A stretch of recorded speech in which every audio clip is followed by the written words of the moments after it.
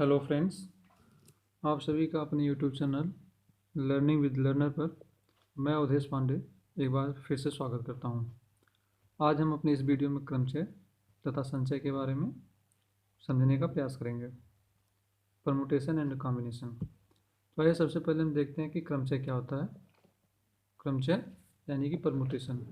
क्रमचय का मतलब होता है कि किन्हीं वस्तुओं में से कुछ या सभी को लेकर भिन्न भिन्न क्रम में हम रखते हैं और उसे भिन्न भिन्न क्रम में रखना क्रमचय कहलाता है। दी हुई वस्तुओं में से कुछ या सब वस्तुओं को एक साथ रखने के भिन्न भिन्न क्रम को, इसमें मतलब क्रम का ध्यान रखा जाता है। या ध्यान देने वाली बात यहाँ पे है कि इसमें क्रम का ध्यान रखा जाता है।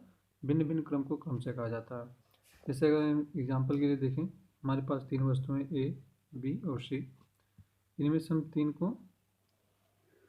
तीन में से तीनों को एक साथ लेकर क्रम बनाते हैं या क्रम में रखते हैं। तो देखते हैं, ए के साथ बी सी, ए के साथ सी बी के साथ ए सी, बी के साथ सी ए, सी के साथ ए बी और सी के साथ बी ए। हमें टोटल 6 क्रम प्राप्त हुए।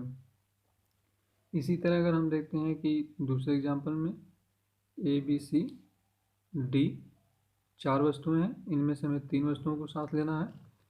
तो चलिए हम बनाते हैं। यहाँ पे देखिए हमने बनाया है, आप इसको ध्यान से देख लीजिए। A B C, A C B, A C D, A B D, A D B, A D C. पहले ए को साथ लिया, फिर इसमें दो दो को, फिर करने के बाद बी को लेके ऐसे हमने चारों के साथ किया। तो 4 ए अलग अलग और ये 2 2 से 6। जैसे यहाँ पे 2 2 से 6 मिला है, जैसे यहाँ पे 2 2 से 6, 4 गुणे 6 24। तो हमें कुल 24 क्रमचय प्राप्त हुए। हम अब जैसे इनकी संख्या अगर बढ़ती जाएगी तो हमारे लिए निकालना कठिन होता जाएगा। इसके लिए हम डिटेल में पढ़ेंगे क्रमचय कैसे निकाला जाता है और उसकी क्या संख्या होती है। तो पहले आज हम क्रमचय और संचय को समझने का प्रयास करते हैं। तो हम देखते हैं संचय।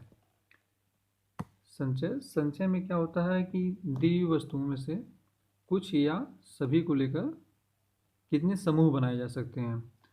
जैसे यहाँ पे ए बी और सी है, यहाँ पे भी ए बी और सी ही है, लेकिन इसमें क्रम बदल गया है। तो एक क्रमचय तो है, लेकिन समूह किसका है? ए बी और सी का एक ही समूह है। चाहे वो इधर खड़ा रहे चाहे उधर खड़ा रहे, उसे कोई मतलब नहीं पड़ता। तो ये क्रमचय तो अलग अलग हैं, लेकिन समूह के लिए एक ही समूह बनेगा। तो वहीं पे यहाँ पे ध्यान दिया जाता है कि संचय में समूह बनाया जाता है, ना कि क्रम ध्यान दिया जाता है।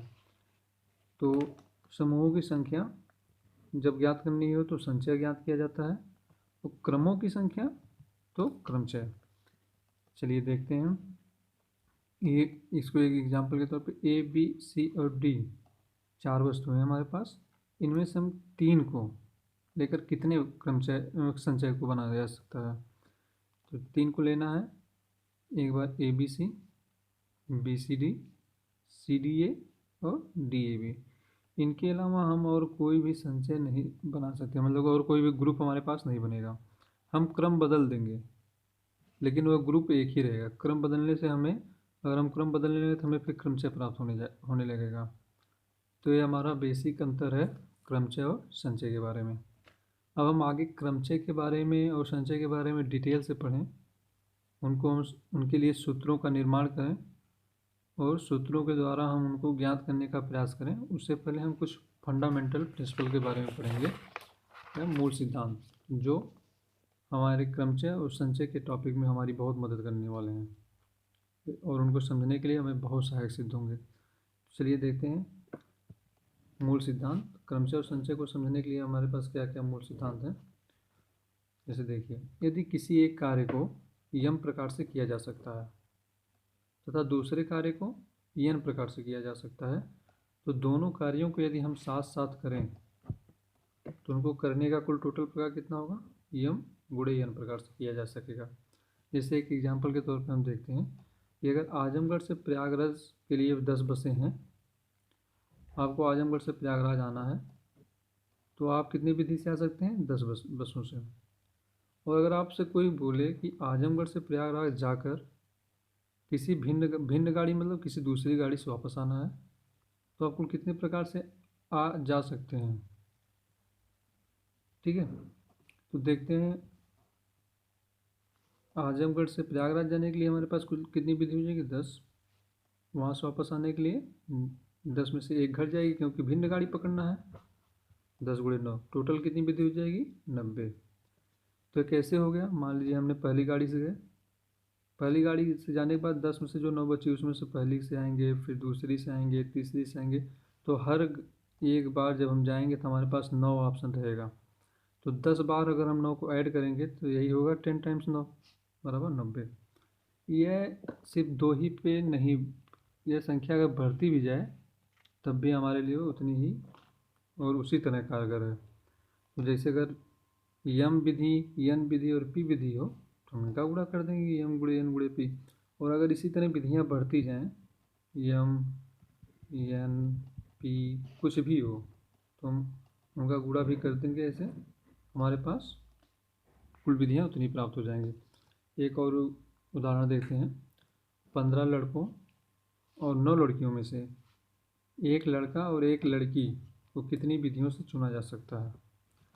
चलिए, तो 15 लड़कों को में से एक को चुनने की कुल कितनी विधि हो जाएंगी? 15। और 15 में से किसी एक को खड़ा कर लेंगे तो हम कितने प्रकार से खड़ा कर सकते हैं? 15। फिर 9 को में से एक लड़की को लेने के लिए कितनी विधियाँ हो सकती हैं? अगर एक एक निकाल के खड़ा करना हो तो 9 लड़कियाँ। तो टोटल कितनी विधि हो जाएंगी? 15 × 9 135 विधि।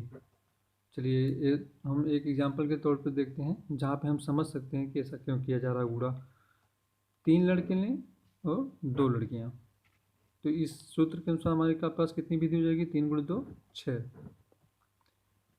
चलिए देखते हैं, अगर हम पहला लड़का लें 3 लड़के में से, तो पहली लड़की या फिर दूसरी लड़की, इसके अलावा और कोई विधि नहीं है हमारे पास। फिर दूसरा लड़का अगर लें तो पहली लड़की और दूसरी लड़की। फिर तीसरा लड़का लें तो पहली लड़की और दूसरी। कुल कितनी विधियाँ हो जा रही हैं? 1 2 3 4 5 और 6, जिसको हम बड़ी आसानी से सूत्र द्वारा ज्ञात कर लिए। अब हमें इस तरह क्रमों को लिख कर या समूहों को लिख कर ज्ञात करने की कोई ज़रूरत नहीं रहेगी। अब हम अपनी अगली वीडियो में क्रमचय के बारे में डिटेल से पढ़ेंगे और इसको सूत्रों पर निगमन करेंगे और समझने का प्रयास करेंगे कि कैसे हम किसी भी स्थितियों में क्रमचयों को ज्ञात कर सकते हैं। अगर आपको हमारा वीडियो पसंद आया हो तो इसे लाइक, शेयर और कमेंट करना ना भूलें तथा चैनल को ज़रूर से ज़रूर सब्सक्राइब करें। मिलते हैं अपनी अगली वीडियो में, तब तक के लिए नमस्कार, जय हिंद।